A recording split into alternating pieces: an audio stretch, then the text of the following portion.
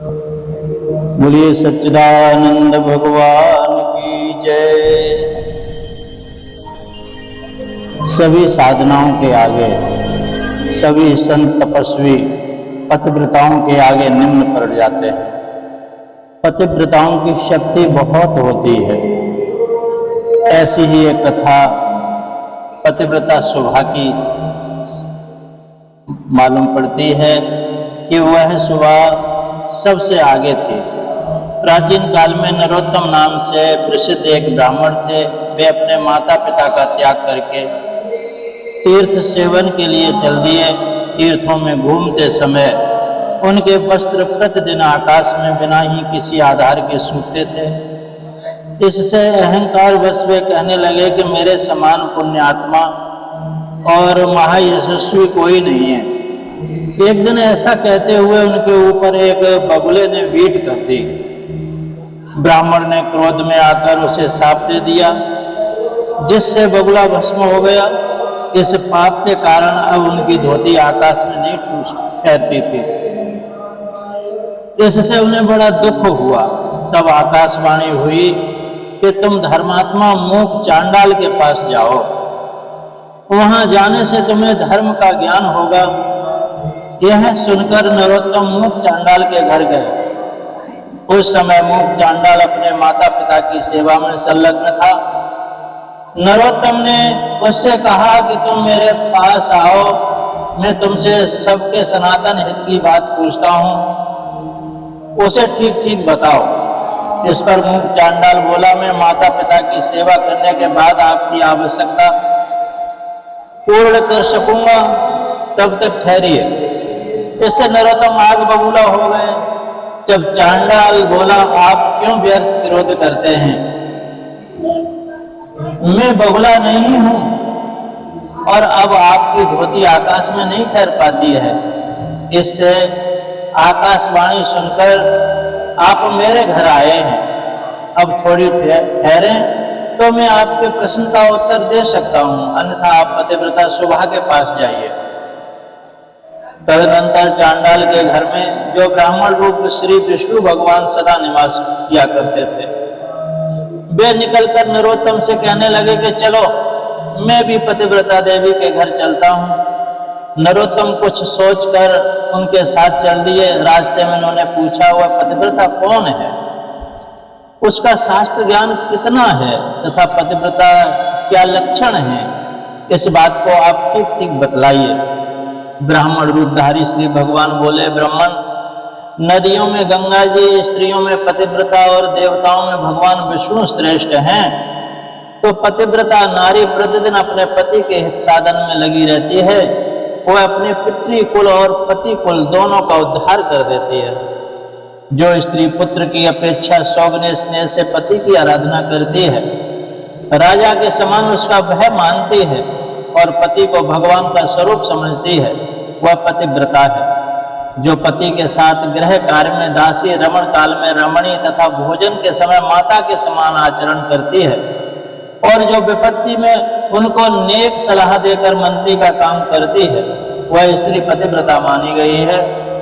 जो मन, वाणी, शरीर और क्रिया द्वारा कभी पति की आज्ञा का उल्लंघन नहीं करती तथा सदा पति के भोजन पर कर लेने पर ही भोजन करती है, उसे स्त्री को पतिव्रता समझना चाहिए।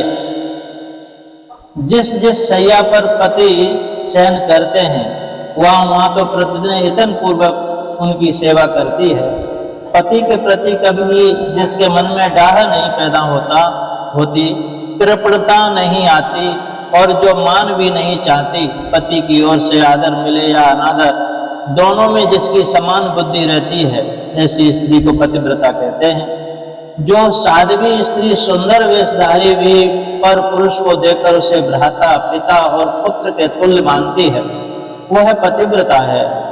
ध्वज श्रेष्ठ, तुम उस पतिव्रता के पास जाकर उससे अपने हित की बात पूछो।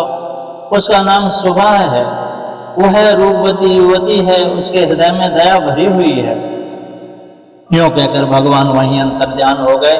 इस पर ब्राह्मण को बड़ा आश्चर्य हुआ। उन्होंने पतिव्रता सुभा के घर जाकर उसके विषय में पूछा। सुभा तुरंत घर से बाहर आकर दरवाजे पर खड़ी हो गई नरोत्तम ने कहा, देवी तुमने जैसा देखा और समझा है उसके अनुसार मेरे हित की बात बताओ। पतिव्रता बोली, ब्राह्मण इस समय मुझे पतिदेव की सेवा करनी है, अतः अवकाश नहीं है, इसलिए आपका यह कार्य पीछे करूंगे।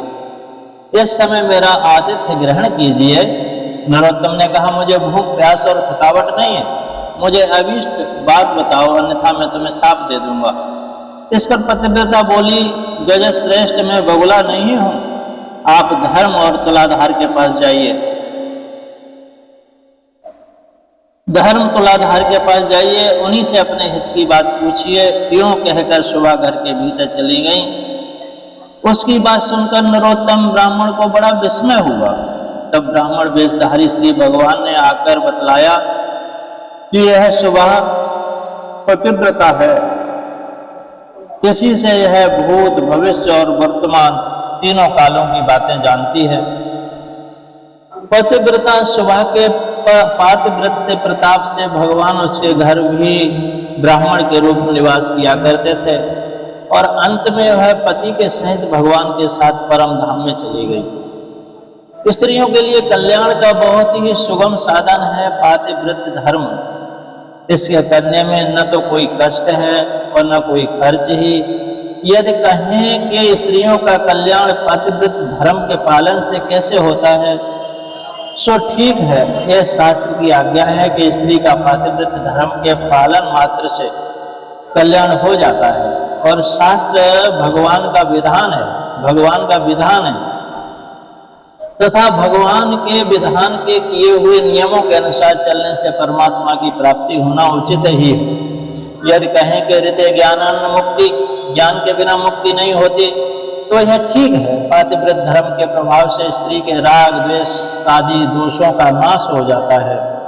इससे अंतःकरण शुद्ध होकर उसे भगवत कृपा से अपने आप ही ज्ञान हो जाता है। यह नियम कि अपने अनुकूल में राग और हर्ष तथा प्रतिकूल में द्वेष और शोक होते हैं। कोई कार्य अपने पति के जो तो प्रतिकूल हो पर अपने प्रतिकूल, पति के तो अनुकूल हो पर अपने प्रतिकूल हो, तो पतिव्रता स्त्री अपनी प्रतिकूलता का त्याग करके पति के अनुकूल ही आचरण करती है एवं अपने मन के अनुकूल हो पर पति के प्रतिकूल हो तो उसे वह नहीं करती।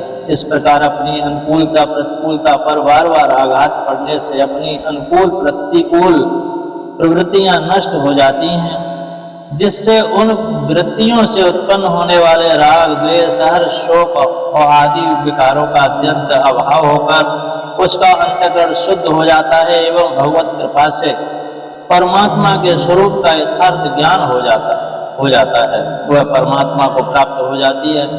यह शास्त्रोक्त एवं युक्ति संगत है।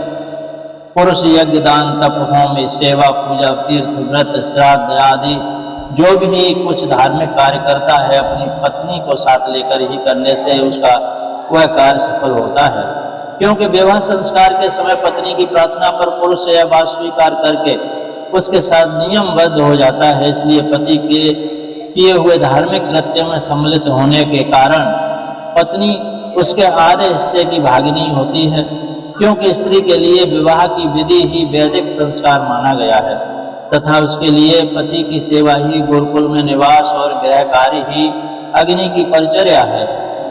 विवाहिको विधि स्त्रीणां संस्कारो वैदिका स्मृता पति सेवा गुरु वासो ग्रहार्थो अग्नि परिक्रिया। मनुस्मृति में कहा गया है, जो पुरुष कोई भी धार्मिक कृत्य अपनी पत्नी के बिना अकेला करता है उसका वह कार्य सफल नहीं होता। यह विषय पद्म पुराण के भूखंड में कृकल वैश्य की कथा में स्पष्ट किया गया है। यह कथा यहाँ संक्षेप से दी जाती है, आगे के भाग में आप कृकल वैश्य की कथा में स्पष्ट यही विधान देखेंगे। इतना ही कहकर के वाणी को विराम। बोलिए सच्चिदानंद भगवान की जय।